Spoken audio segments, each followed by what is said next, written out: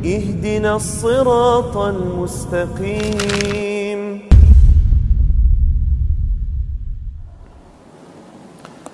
Bismillahirrahmanirrahim. Assalamualaikum warahmatullahi wabarakatuh.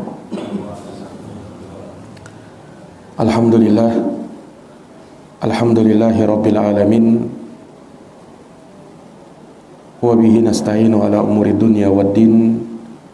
Asyhadu an la ilaha illallah wahdahu la syarikalah, ilahul awwalin wal akhirin. Wa asyhadu anna Muhammadan abduhu wa rasuluhu shadiqul amin. Sallallahu alaihi wa ala alihi wa sahbihi wa man tabi'ahum bi ihsanin ila yaumiddin wa sallama tasliman katsira. Allahumma la ilma lana illa ma 'allamtana innaka antal alimul hakim. Allahumma 'allimna ma yanfa'una wanfa'na bima 'allamtana wa zidna ilman ya karim. Allahumma inna nas'aluka ilman nafi'an wa rizqan tayyiban wa 'amalan mutaqabbala. Allahumma la sahla illa ma ja'altahu sahla wa anta taj'alul hazana idza syi'ta sahla. Amma ba'd.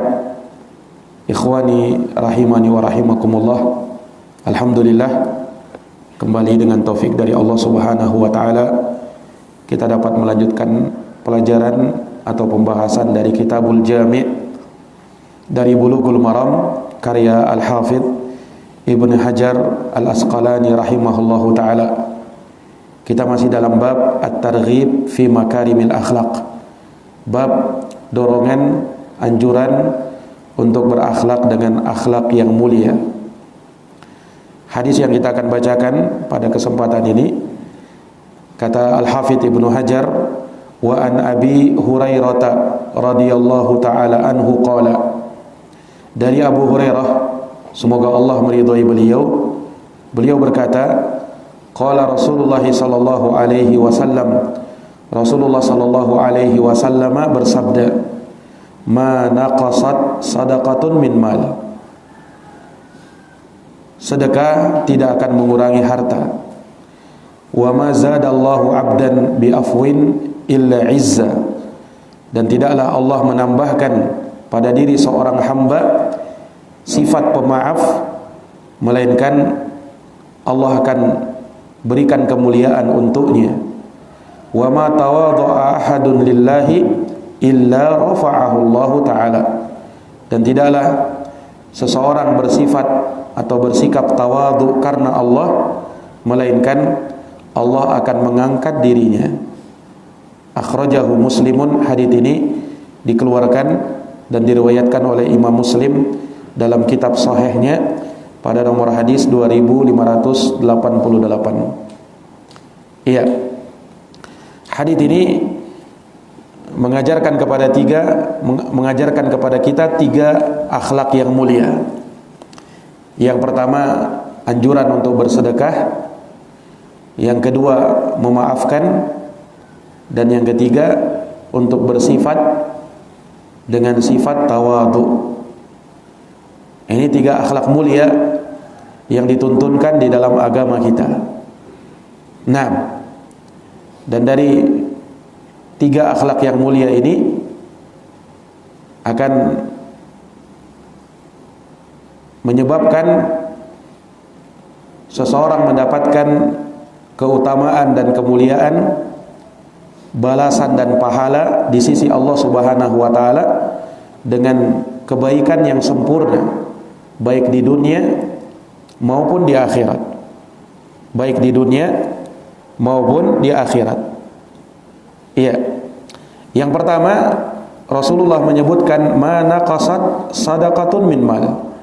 Sedekah itu tidak mengurangi harta. Jadi harta tidak akan berkurang dikarenakan sedekah. Iya. Karena Allah Subhanahu wa taala yang akan menggantinya. Allah yang akan membalasnya, dan tentu balasan Allah Subhanahu wa taala jauh lebih baik. Di dalam Al-Qur'an Allah Subhanahu wa taala berfirman, "Wa ma anfaqtum min syai'in fahuwa yukhlifuh."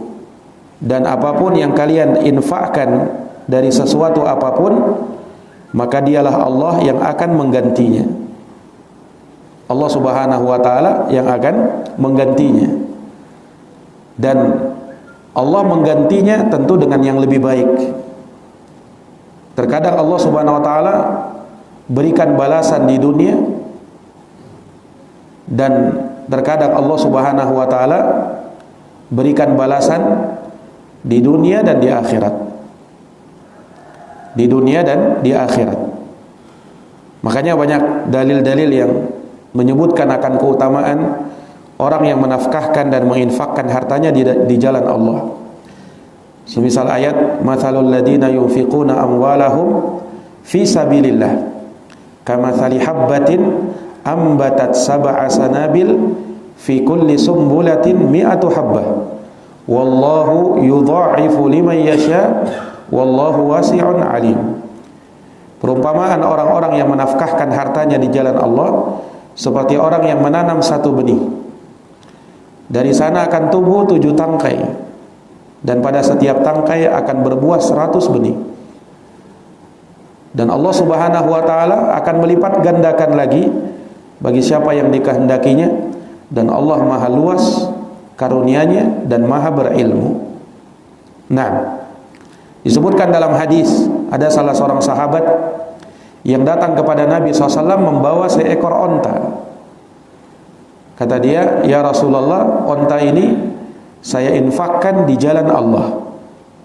Maka Rasulullah bersabda, engkau akan mendapatkan 700 onta yang seperti ini nanti di hari kiamat.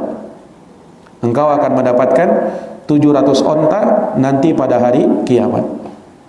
Nah, ini balasan dari Allah Subhanahu wa ta'ala, bahwasanya orang yang bersedekah, berinfak, maka hartanya tidak akan disia-siakan oleh Allah, tidak akan lenyap dan hilang begitu saja. Tetapi Allah Subhanahu wa taala akan memberikan balasan dan ganjaran pahala yang sangat besar. Iya. Nah, di sini Nabi SAW menyebutkan bahwasanya sedekah tidak mengurangi harta. Nah, ini tentunya berbeda dengan apa yang dipahami oleh manusia selama ini, bahwasanya dengan dia menyedekahkan hartanya, hartanya akan berkurang. Memang secara matematis ketika dia menginfakkan hartanya, menyedekahkan hartanya, yang tadi misalnya hartanya sekian, ketika dia sedekahkan tentu akan berkurang. Itu secara matematis. Tetapi Allah Subhanahu wa ta'ala dan Rasulnya SAW menyebutkan bahwa sedekah tidak mengurangi harta, yakni justru hartanya akan bertambah secara maknawi. Secara maknawi, yakni bertambah keberkahannya, bertambah kebaikannya, bertambah kesuciannya, dan bahkan bisa bertambah secara hissi, secara matematis pun akan bertambah. yakni seseorang ketika dia menyedekahkan hartanya, pada saat itu berkurang, tetapi Allah Subhanahu wa ta'ala memberikan taufik kepada dia untuk dia bisa mendapatkan harta dari arah yang lain. Nah, mungkin dengan hal tersebut akhirnya dagangannya semakin laris, usahanya semakin maju, pendapatannya semakin meningkat, dan itu disebabkan oleh apa yang dia keluarkan di jalan Allah Subhanahu wa ta'ala dari hartanya. Dan ini dari keutamaan orang-orang yang menyedekahkan hartanya di jalan Allah. Iya. Walaupun tentu saja orang yang bersedekah, ketika dia bersedekah, dia harus niatkan karena Allah. Makanya keliru kalau ada orang yang bersedekah, dia inginkan dari sedekahnya hanya balasan di dunia saja. Ada sebagian orang begitu. Saya sedekahkan harta saya supaya bisa dapat 2 kali lipat dari ini, supaya bisa bertambah 10 kali lipat dari ini, supaya bisa bertambah berkali lipat daripada ini. Niatnya cuma itu. Kalau niat terbesarmu cuma itu, cuma dunia, itu bisa menghapuskan pahalamu. Karena yang namanya sedekah adalah ibadah, dan ibadah itu harusnya kita niatkan karena Allah Subhanahu wa taala semata. Adapun dunia itu akan menyusul tanpa harus kita niatkan. Tanpa harus kita niatkan. Yakin saja bahwasanya dengan kita bersedekah, harta kita tidak akan berkurang, justru akan bertambah. Tetapi niat utama kita dalam bersedekah adalah karena mengharapkan wajah Allah Subhanahu wa ta'ala.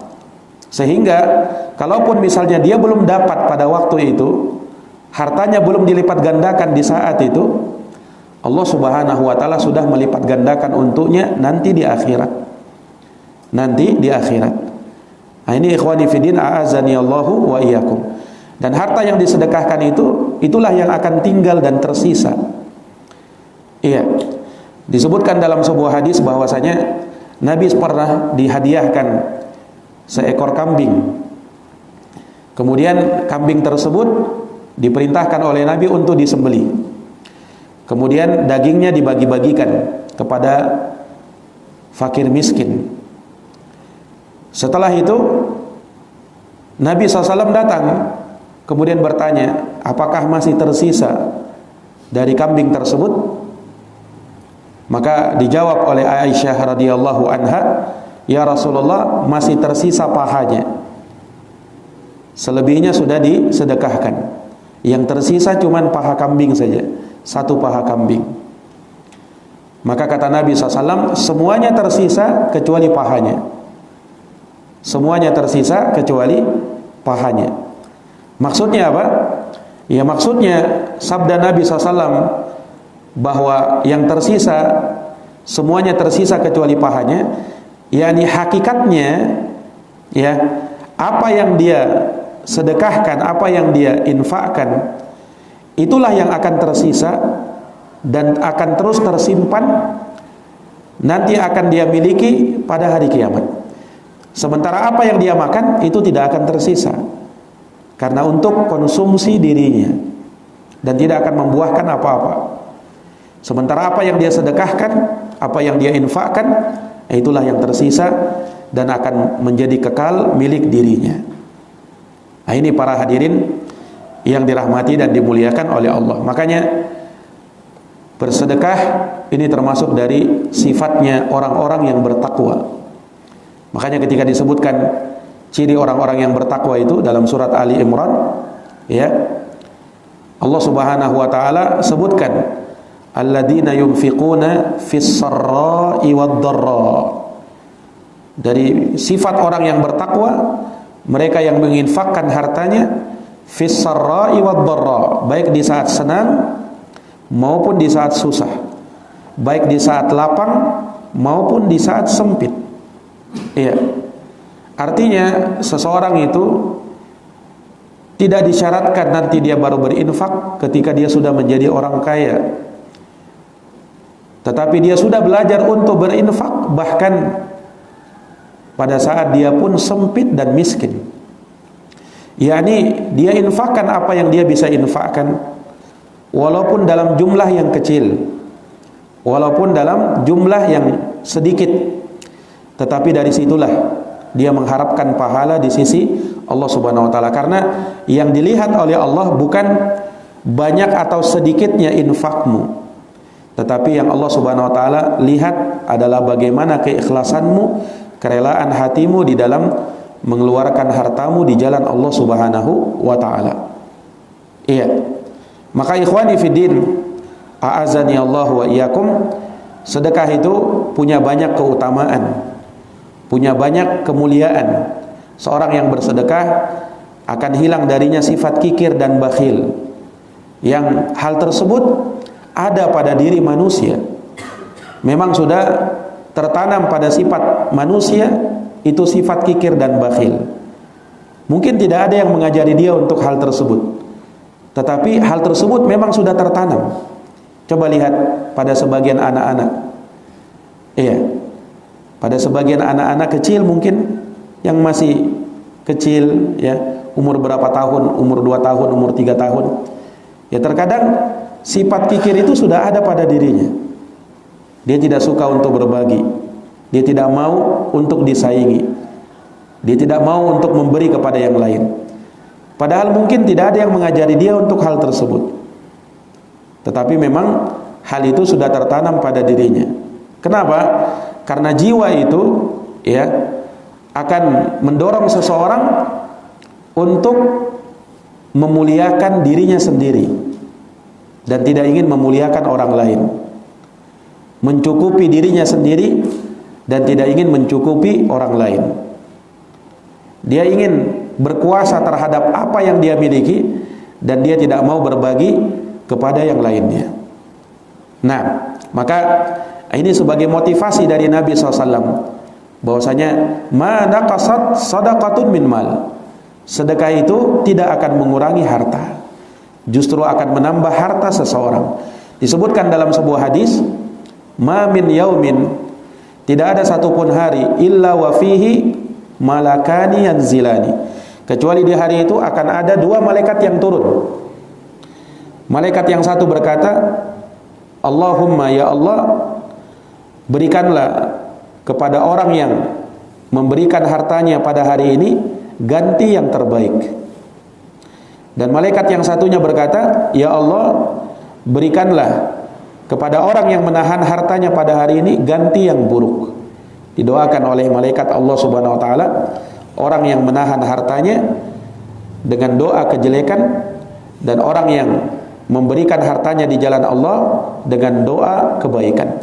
Tentu doa malaikat akan diijabahi oleh Allah Subhanahu wa taala.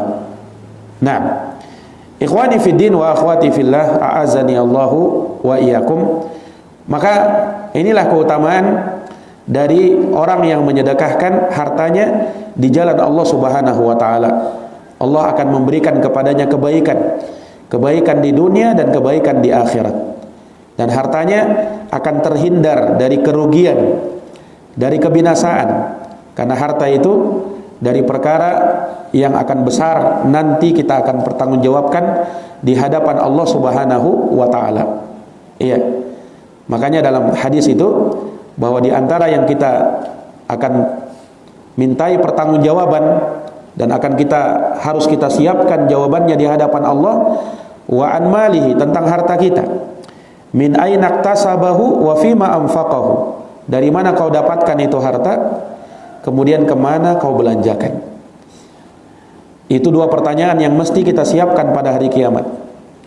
Di mana kau dapatkan harta itu? Ya, dan kemana kau belanjakan? Dan secara umum Allah Subhanahu wa taala berfirman, "Summa latus'alunna yauma idzin 'anin na'im." Kemudian kalian pasti akan ditanya pada hari itu tentang nikmat yang telah diberikan kepada kalian. Subhanallah, ini ayat turun kepada Nabi dan para sahabat di saat mereka ketika itu berada dalam kesulitan, kesusahan, kekurangan. Iya. Dulu bisa dimaklumi bagaimana kehidupannya para sahabat, bahkan Nabi SAW itu. Nah, rumah beliau sangat kecil, hanya 3 kali 5 meter persegi saja, hanya sekedar itu. Kemudian atapnya bisa disentuh dengan tangan. Itu rumah yang ditinggali oleh Nabi. Makanya ketika disebutkan dalam hadis itu, ketika Nabi SAW sholat malam dan Aisyah ketika itu ada, Nabi harus menyentuh Aisyah supaya apa? Supaya agak menjauh sedikit, karena tempatnya yang sempit. Karena tempatnya yang sempit. Nah, Nabi SAW punya alas tidur, kasur, yaitu tikar yang sangat kasar. Ketika seorang lama berbaring di situ, punggungnya akan berbekas. Iya.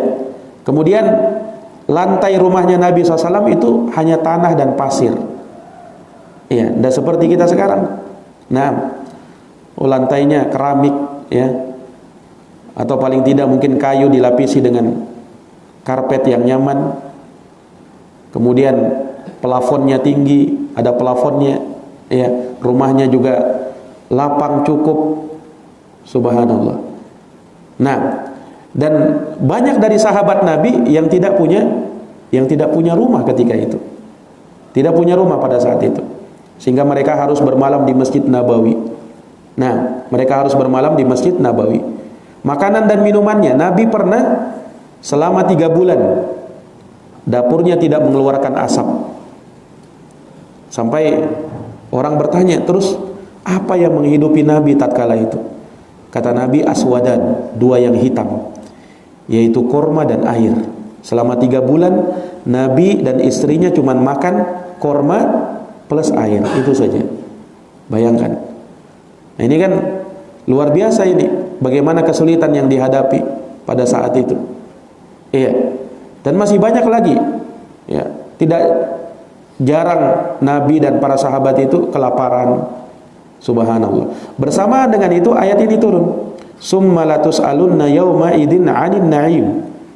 Nah, dalam surat At-Takatsur itu, di akhir ayat At-Takatsur. Kemudian kalian pasti akan ditanya pada hari itu tentang nikmat yang telah diberikan kepada kalian. Sebagian sahabat datang kepada Nabi bertanya, "Ya Rasulullah, nikmat yang mana? Fasilitas yang apa yang kami rasakan? Kok sampai turun ayat ini?" Nah, "Ya Rasulullah, innama aswadan."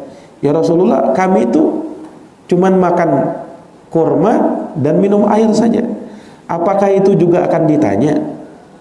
Kata para sahabat kepada Nabi, apakah nikmat cuman makan kurma sama minum air juga akan ditanya? Kata Rasulullah, huwa dak. Iya, itu pun akan ditanya. Nikmat itu akan ditanya. Subhanallah. Nah, ini harusnya kita berpikir, kalau minum air saja, makan kurma saja itu ditanya, apalagi apa yang kita miliki pada hari ini. Nah, makanan-makanan yang kita miliki pada hari ini, kendaraan yang kita nikmati pada hari ini, harta yang kita punya pada hari ini. Kalau kurma dan air saja akan ditanya, apalagi itu? Apalagi itu. Nah, makanya ya, menyedekahkan harta itu salah satu jalan untuk kita mensucikan harta kita. Barangkali harta kita banyak tercampur dengan hal-hal yang berbau syubhat, atau mungkin ada yang haram di dalamnya. Maka sucikan hartamu dengan kamu menyedekahkan sebagiannya di jalan Allah. Iya, sedekah itu ada 2. Ada sedekah yang wajib, dan itulah zakat. Dan ada sedekah yang sunnah. Nah, sedekah yang sunnah itulah infakmu di jalan Allah Subhanahu wa ta'ala. Dan niatkan dari semua itu, ya, kamu keluarkan hartamu dalam rangka untuk mendekatkan dirimu kepada Allah Subhanahu wa ta'ala. Niatkan dia untuk bertakarrub kepada Allah Subhanahu wa ta'ala. Iya. Ikhwani fi din, a'azani Allahu wa iyyakum. Allah Subhanahu wa ta'ala mengetahui apapun yang kita sedekahkan, apapun yang kita infakkan. Allah berfirman, "Wa ma anfaqtum min nafaqatin aw nadartum min nadrin fa innallaha ya'lamu." Apapun yang kalian infakkan, apapun yang kalian nadarkan, maka Allah mengetahuinya. Nah, makanya ketika kita berinfak, bersedekah, maka ikhlaskan karena Allah. Jangan mau disebut, jangan mau dibilang, jangan mau dikatakan dermawan. Karena kapan seseorang beramal karena ingin mendapatkan pujian, karena ingin dibilang, karena ingin mendapatkan dunia, maka dia tidak akan dapatkan pahalanya di akhirat. Makanya disyaratkan orang yang kelak dinaungi oleh Allah di hari kiamat, di padang mahsyar, di hari yang ketika itu tidak ada naungan kecuali naungannya Allah. Salah satunya dari 7 golongan tersebut, wa rajulun tasaddaqa bi sadaqatin fa akhfaha hatta la ta'lama shimaluhu ma tunfiqu yaminu. Dan seseorang yang bersedekah dengan suatu sedekah, saking ikhlasnya dia dalam bersedekah, tangan kirinya tidak tahu apa yang disedekahkan oleh tangan kanannya. Tangan kirinya tidak tahu apa yang disedekahkan oleh tangan kanannya. Nah, ini menunjukkan kadar keikhlasan seseorang itu. Tidak perlu orang lain tahu ketika dia bersedekah. Iya. Tidak perlu orang itu tahu ketika dia ingin menyedekahkan hartanya. Ya. Dan itu dari perkara yang sangat mulia yang ada pada diri seseorang. Ya, walaupun semuanya itu karena Allah Subhanahu wa taala. Terkadang sebagian sahabat itu mencontohkan sedekah terang-terangan dalam rangka agar orang lain mengikuti dirinya. Makanya pernah disebutkan ketika Nabi SAW berkhutbah di hadapan sahabat, memotivasi mereka untuk bersedekah. Ketika itu tidak ada dari sahabat yang maju untuk bersedekah. Ditunggu, tidak ada. Maka ada satu orang yang maju membawa sedekahnya dan dia tampakkan di hadapan para sahabat yang lain. Nah, ini dia tampakkan amalannya. Cuman semua itu untuk memotivasi orang. Untuk memotivasi orang supaya orang lain mengikutinya. Sehingga ketika sahabat ini menginfakkan hartanya, maka yang lainnya juga ikut berbondong-bondong ikut. Nah, kadang orang itu baru termotivasi kalau ada satu orang yang mengerjakannya. Oh, dia pun ikut, dia pun ikut. Nah, yang seperti itu bagus supaya yang lain juga ikut melakukannya. Tetapi dia harus menjaga niatnya betul-betul karena Allah Subhanahu wa taala, dan apa yang saya lakukan ini untuk memotivasi orang. Ya, mungkin ada orang lain melihat dia, ya, ketika dia bersedekah, menyumbang, ketika dia menyedekahkan sebagian hartanya. Nah, dari situ orang lain mengikuti dirinya. Nah, dia akan mendapatkan pahala orang yang mengikutinya. Makanya ketika Nabi SAW menyebutkan hal tersebut, melihat ada satu orang yang bersedekah kemudian diikuti oleh yang lainnya, kata Nabi SAW, man sanna fil islami sunnatan hasanah falahu ajruha wa ajru man amila biha min ghairi ayyanqus min ujurihim syai'a. Barang siapa yang mencontohkan dalam Islam sunnah yang baik, maka baginya pahala dan pahala orang-orang yang mengikutinya tanpa mengurangi pahala mereka sedikit pun juga. Ini sahabat yang pertama kali bersedekah itu, dia mendapatkan pahalanya dan pahala orang yang mengikuti dia dalam sedekah. Kenapa? Karena orang lain tergerak untuk bersedekah gara-gara dirinya. Nah, sehingga dia dapatkan pahala dan dapatkan pahala orang yang mengikuti dirinya. Nah, sehingga pahala yang dia dapatkan sangat besar. Nah, ini juga suatu keutamaan. Suatu keutamaan. Ikhwani fiddin, a'azani Allahu wa iyyakum. Ya, maka Rasulullah sallallahu alaihi wasallam mengajarkan hal ini kepada kita. Ma naqasat sadaqatun min mal. Sedekah tidaklah mengurangi harta. Itu yang pertama. Yang kedua, kata Nabi SAW, wa ma zadallahu abdan bi'afwin illa izza. Dan tidaklah Allah menambahkan pada diri seorang hamba sifat pemaaf, melainkan Allah akan memuliakannya. Ini akhlak yang kedua, yaitu sifat pemaaf. Sifat pemaaf. Dan ini juga dari perangai orang-orang yang bertakwa. Ya, wal 'afina 'anil nas. Dan orang yang memaafkan manusia. Nah, orang yang memaafkan manusia. Dan di dalam Al-Qur'an juga Allah Subhanahu wa taala berfirman, fasfahis safhal jamil. Berikanlah maaf dengan maaf yang indah. Iya. Bahkan kita diperintahkan untuk memaafkan dan berbuat perbaikan dan membalas keburukan bahkan dengan kebaikan. Allah berfirman, idfa' billati hiya ahsan. Balaslah keburukan itu dengan kebaikan. Fa idzal ladzi bainaka wa bainahu adawah ka'annahu waliyyun hamim. Sehingga apa yang mungkin terjadi antara kamu dengan saudaramu, suatu permusuhan, ketika kamu berbuat baik kepada dia, membalas keburukannya dengan kebaikan, maka dia akan menjadi kawanmu, temanmu yang akan sangat melindungi kamu.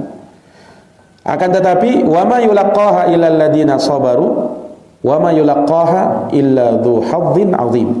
Tidak ada yang mampu untuk melakukan hal tersebut kecuali orang-orang yang sabar, dan tidak ada yang mampu melakukan hal tersebut kecuali orang-orang yang mempunyai bahagian yang besar di sisi Allah Subhanahu wa taala. Iya, inilah memaafkan. Asalnya di dalam agama kita, Seseorang itu kalau dizolimi, ada orang berbuat zolim kepada dia, dia boleh membalas.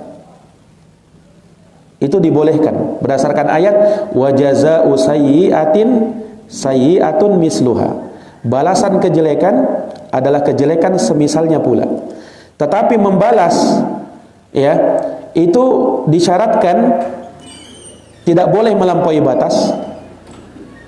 Ini harus semisal, jangan melampaui batas. Dan yang kedua, tidak boleh merusak harta. Tidak boleh merusak harta. Nah, ya makanya kalau misalnya ada orang berbuat jelek kepada dia, misalnya memukulnya sampai patah giginya, pada dasarnya boleh kita kisos, kita balas dengan patahkan juga giginya, karena disebut dalam Al-Quran as-sinnu bis-sinni, gigi dibayar dengan gigi, al-ainu bil-aini, satu mata dibalas dengan mata yang lain. Kalau ada orang yang butakan mata kita, dalam Islam boleh dibalas dengan matanya juga dibutakan. Iya. Itu dalilnya wa jazaa'u sayyi'atin sayyi'atun misluha. Akan tetapi Allah Subhanahu wa taala berfirman, "Faman 'afa," barang siapa yang memaafkan, wa aslaha, dan berbuat perbaikan, fa ajruhu 'alallah, maka balasannya ada di sisi Allah Subhanahu wa taala. Surat Asy-Syura ayat 40. Nah, ini ikhwani fillah a'azzani Allahu wa iyyakum. Maka memaafkan ini, ya, dari akhlak yang sangat mulia. Jadi seorang tidaklah diberikan dan ditambahkan pada dirinya sifat pemaaf, melainkan akan menambah kemuliaannya. Seseorang terkadang memandang bahwa memaafkan itu adalah suatu kerendahan, kehinaan. Dia berpikir ketika dia memaafkan, tidak membalas, ini menunjukkan kelemahannya saya ini, menunjukkan ketidakmampuannya saya ini, saya harus membalas. Padahal tidak. Iya, memaafkan itu justru adalah kemuliaan. Makanya setelah Allah sebutkan balasan kejelekan adalah kejelekan semisalnya, itu boleh, tetapi Allah tuntun dengan hal yang lebih baik. Ada yang lebih baik selain membalas. Apa itu? Memaafkan. Jadi ayatnya wa jazaa'u sayyi'atin sayyi'atun misluha, balasan kejelekan adalah kejelekan semisalnya juga. Faman afa, tapi barang siapa yang memaafkan, wa aslaha, dan berbuat perbaikan, fa ajruhu 'alallah, maka pahalanya di sisi Allah. Jadi kalaupun dia asalnya boleh untuk membalas, tetapi kalau dia memilih untuk memaafkan, dia pilih untuk memaafkan, maka itu jauh lebih baik. Pahalanya di sisi Allah Subhanahu wa taala. Nah, ini ikhwani fiddin, a'azani Allahu wa iyyakum. Iya. Dan Allah Subhanahu wa taala tentu menjamin bagi orang tersebut, ya, pahala yang berlipat ganda.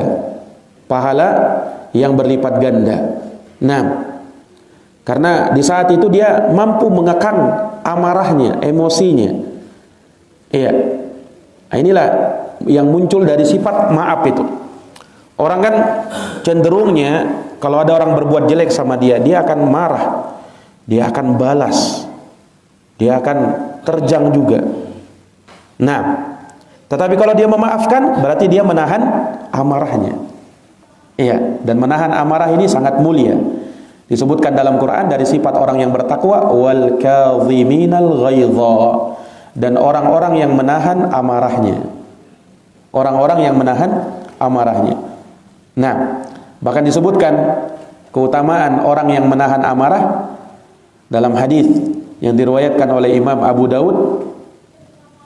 Kata Nabi sallallahu alaihi wasallam, man kadhama ghaidhan, barang siapa yang menahan amarahnya, wa huwa qadirun ala ayyunfidah, padahal dia mampu lampiaskan, tapi dia tahan, dia malah memilih memaafkan.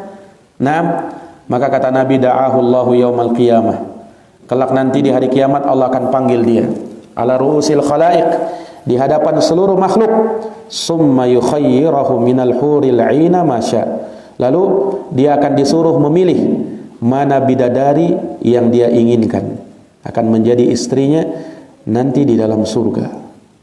Nah, ini keutamaan orang yang menahan amarahnya. Dia tahan, Allah Subhanahu wa taala akan berikan ya pahala yang berlipat ganda.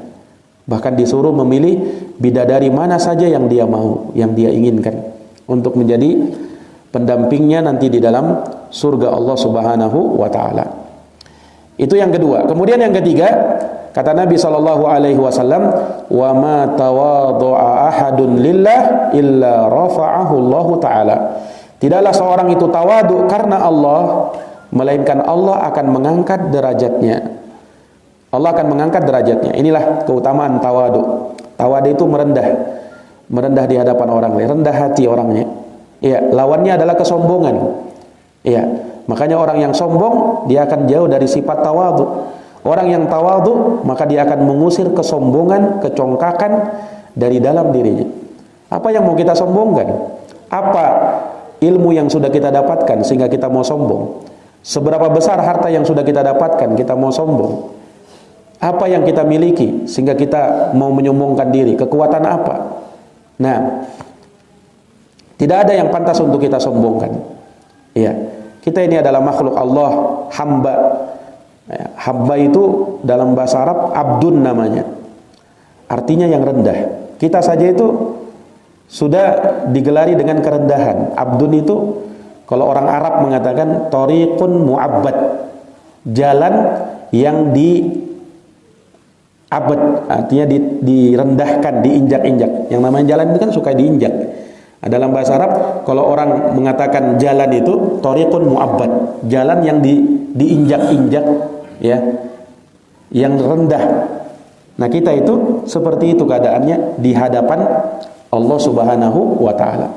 Nah, dan kata para ulama, seseorang kalau muncul dalam dirinya sifat kesombongan, ingat, kamu itu berasal dari apa? Kamu itu asal usulnya dari mana? Kita itu asal usulnya dari setetes air yang hina. Yang mana air itu kalau mungkin melengket di baju kita, kita akan berusaha untuk menghilangkannya. Kita merasa jijik dengannya, ya kan? Kita akan hapus itu. Kita merasa kalau orang lain melihat aib besar itu. Nah, padahal kita tercipta dari itu. Kita tercipta dari situ. Ya. Maka apa yang mau kita sombongkan? Nah, maka tawadu karena Allah Subhanahu wa taala. Wa ma tawadhu ahadun lillah illa rafa'ahu Allah. Tidaklah seorang itu tawadu karena Allah kecuali Allah akan angkat derajatnya. Taib. Ikhwani fi din azani Allah wa iyyakum. Hadits ini ya. Ini balasan yang Allah Subhanahu wa taala berikan kepada kita. Ya walaupun mungkin secara logika itu kurang masuk di akal seseorang. Nah, demikianlah memang agama itu tidak boleh kita bermain akal di dalamnya. Coba kalau kita lihat sedekah itu tidak mengurangi harta. Secara logika harusnya uangnya kita tadi misalnya taruhlah 1 juta, kita sedekahkan 100.000. Itu kira-kira bertambah atau berkurang? Secara logika berkurang kan? Yang tadinya 1 juta kita infakkan 100.000 jadi 900.000. Secara logika berkurang. Bertambah dari mananya? Lihat. Kemudian orang yang memaafkan, kata Nabi dia akan dimuliakan.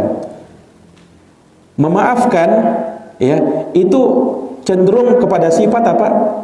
Tidak mampu membalas. Ya kan? Ada orang berbuat jelek sama dia, orang memukul dia, menghina dia, mencaci dia, dia maafkan. Nah, ini orang akan bilang apa? Oh, ini lemah, ini tidak mampu dia lawan. Nah, kan seperti itu kan? Lemah ini, rendah dia. Padahal balasannya apa? Justru Allah muliakan dia. Padahal mungkin secara logika tidak seperti itu kan? Nah, demikian pula sifat yang ketiga, tawadu. Tawadu itu sendiri artinya rendah. Kok bisa diberikan balas dengan apa? Akan ditinggikan. Logikanya di mana itu? Tidaklah seorang itu tawadu karena Allah, melainkan Allah akan tinggikan derajatnya. Logikanya di mana itu? Nah, inilah menunjukkan bahwasanya agama kita jangan bermain semata logika di situ. Iya. Kadang Allah Subhanahu wa taala berikan balasan dengan hal yang di luar dugaan kita. Justru sebaliknya. Ya kan? Justru malah sebaliknya. Ya. Dan banyak di dalam agama kita ini memang tidak bisa akal bermain di dalamnya. Iya. Akal itu kita gunakan untuk memahami syariat, bukan untuk mengotak-atik syariat. Iya.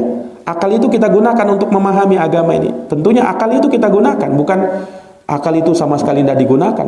Bagaimana caranya kita mau belajar kalau tidak pakai akal? Tetapi akal itu tunduk dengan wahyu Allah Subhanahu wa ta'ala. Jangan mentang-mentang tidak masuk di akalnya, kemudian langsung dia tolak. Nah, ini tidak masuk di akalku ini. Tidak mungkin seperti ini. Nah, ini keliru dalam menempatkan akal. Akal itu ditempatkan untuk memahami syariat. Ya, bukan untuk mengkritisi syariat. Karena akalmu terbatas. Akal manusia itu terbatas. Nah, mungkin belum bisa memikirkan hal-hal yang ya melampaui hal tersebut. Makanya disebutkan ya terkait dengan hadis lalat itu. Kata Nabi, kalau ada lalat hinggap di minuman kalian, tenggelamkan dia, setelah itu dibuang.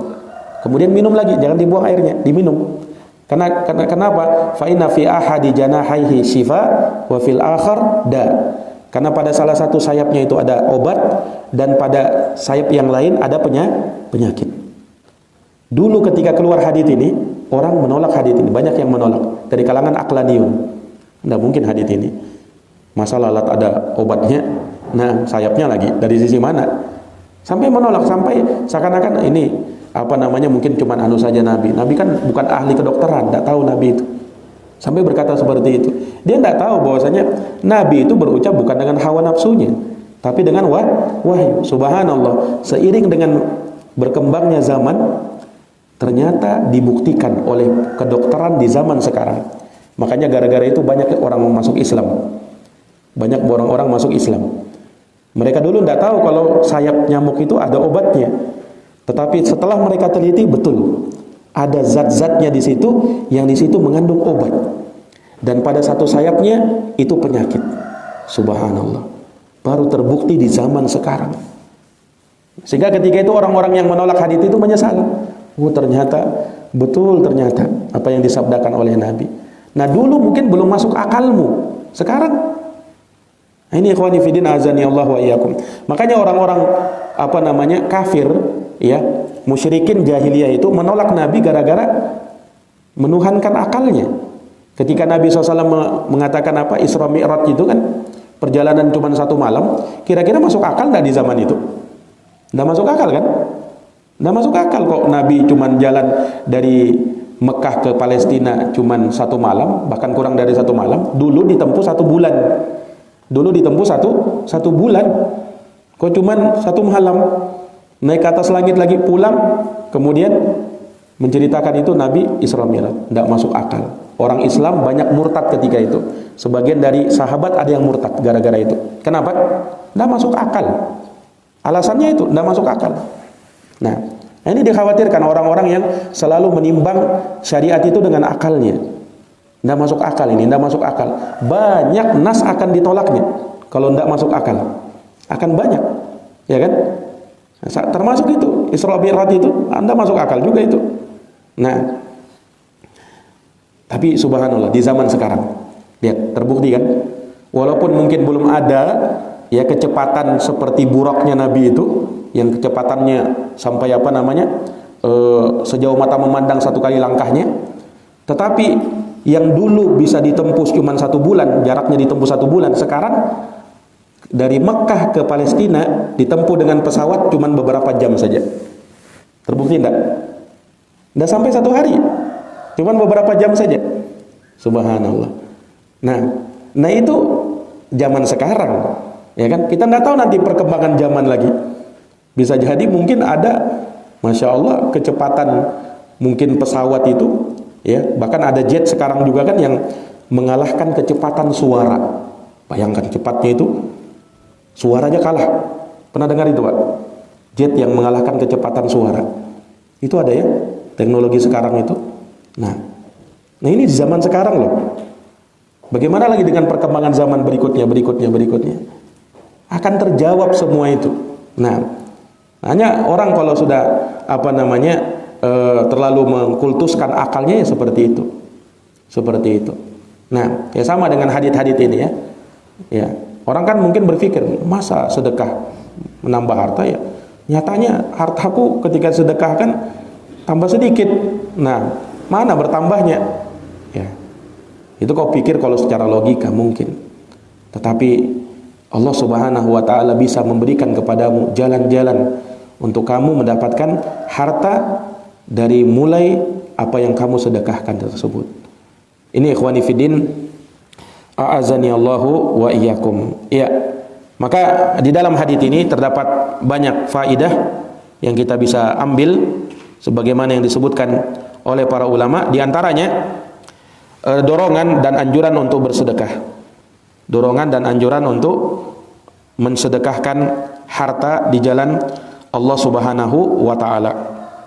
Iya. Dan dengan kamu bersedekah, maka Allah Subhanahu wa taala akan memberikan keutamaan yang sangat banyak kepada dirimu baik di dunia maupun di akhirat. Kemudian yang kedua, sedekah itu adalah sebab terjaganya harta dan bertambahnya keberkahan. Kemudian berikutnya bahwasanya la yambagil i'timad 'alal umuril madiyah. Ya, jangan seseorang itu hanya melihat nominal saja, melihat materi saja. Iya, jangan. Karena di sana ada apa-apa yang Allah Subhanahu wa taala tetapkan, apa yang Allah Subhanahu wa taala janjikan, apa yang Allah Subhanahu wa taala berikan kepada kita dari arah yang kita tidak sangka-sangka. Makanya dalam ayat itu, wa may yattaqillaha yaj'al lahu makhrajan wa yarzuqhu min haitsu la yahtasib. Dia akan diberi rezeki dari arah yang tidak disangka-sangka, asalkan mau bertakwa kepada Allah Subhanahu wa taala. Nah, kemudian juga anjuran untuk memaafkan. Anjuran untuk memaafkan kesalahan orang lain. Seorang itu hendaknya mudah untuk memaafkan orang lain. Nah, mudah memaafkan orang lain walaupun mungkin ya sangat sulit bagi dia, walaupun mungkin dia sangat ingin membalasnya. Tetapi kalau dia punya sifat pemaaf, ya, maka janji Rasulullah SAW, ma zadallahu abdan bi'afwin illa izza. Tidaklah seorang ditambahkan sifat pemaaf pada dirinya kecuali akan semakin memuliakan dirinya. Nah, kemudian di antara faedah dari hadis ini bahwasanya di dalamnya terdapat anjuran untuk bersikap dengan sikap tawadhu. Bersikap dengan sikap tawadhu, merendah. Dan para ulama menyebutkan juga merendah di sini ada dua maknanya. Ini merendah kepada Allah Subhanahu wa taala dengan menegakkan salat, menunaikan zakat, berpuasa, menunaikan haji jika mampu, dan melakukan semua amal soleh. Itu juga merendah, tetapi merendah di hadapan Allah Subhanahu wa taala. Dan ada tawadhu yang kedua, yaitu merendah kepada sesama manusia.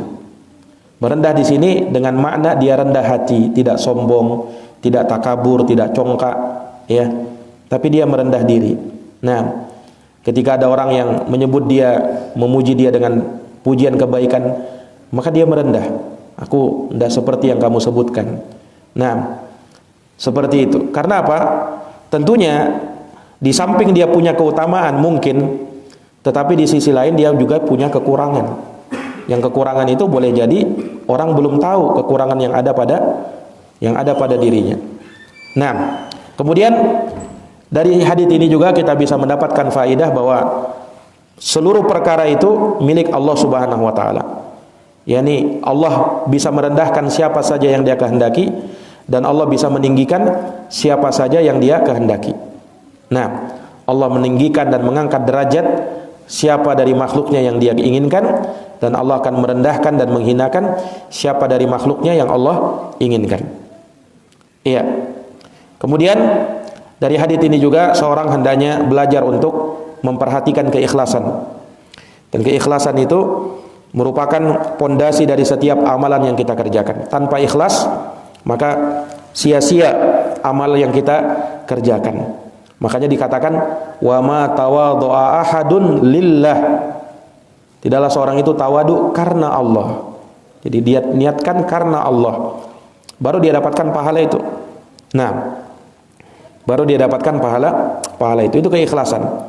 Keikhlasan nilainya sangat besar di sisi Allah Subhanahu wa taala. Baik. Ikhwani fi din, azani Allah wa iyyakum. Mungkin ini yang bisa kami paparkan terkait dengan hadits ini. Insyaallah taala kita akan lanjutkan di pertemuan yang akan datang masih dalam bab ini dengan hadis yang lain insyaallah taala. Naktafi bihadzal qadar, subhanakallahumma wa bihamdik, asyhadu an la ilaha illa anta, astaghfiruka wa atubu ilaik. Wassalamualaikum warahmatullahi wabarakatuh.